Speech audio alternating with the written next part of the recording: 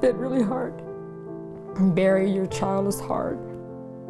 Natasha Cadena was adopted as a baby by Arturo and Sandy Cadena. The family lived together in Ventura, California. Her mother, Sandy, says that for the most part, Natasha was a normal, happy little girl growing up. Anyone who needed anything, she's right there, she'd help them.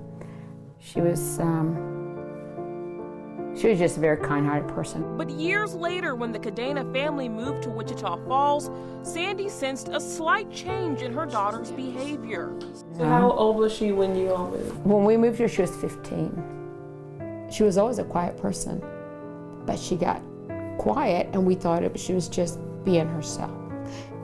That's where the trick was at. She was such a good actress. Natasha began to seclude herself, but that didn't alert her parents to the deep sadness she was experiencing. Natasha had private notebooks filled with dozens of poems talking about loneliness, sadness, and even death. Licensed counselor Lauren Nichols says it can sometimes be difficult for any parent to pick up on the emotions their children are experiencing. Depression can be really tricky in identifying at times because sometimes on the outside it doesn't look like the symptoms.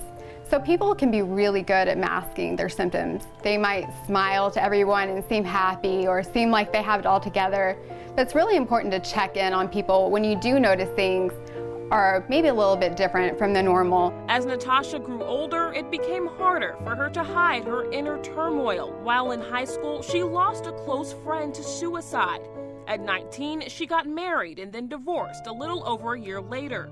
At 23, she had her daughter, Bella Gracie. She raised her as a single mother. While giving birth to Bella brought her joy, providing for her daughter proved difficult. She struggled to find work. All the while, she could not rid herself of the weight of sadness she carried with her since her teen years.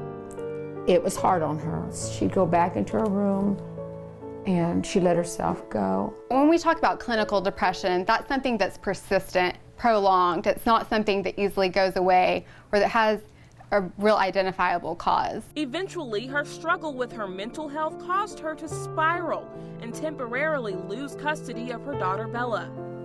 CPS walked in and took Bella and brought her here. Natasha signed her over to us and we were her guardians for a while. Natasha got her daughter back, but one day Natasha was targeted and harassed by strangers online. It hurts to know that people hurt my daughter. They hurt her to her very last day. On July 4th, 2017, at 32 years old, Natasha Cadena hung herself in her home. It's been really hard. Even though Sandy cannot change what happened to her daughter, what has changed is her approach towards mental illness. She's more determined than ever to address it head on.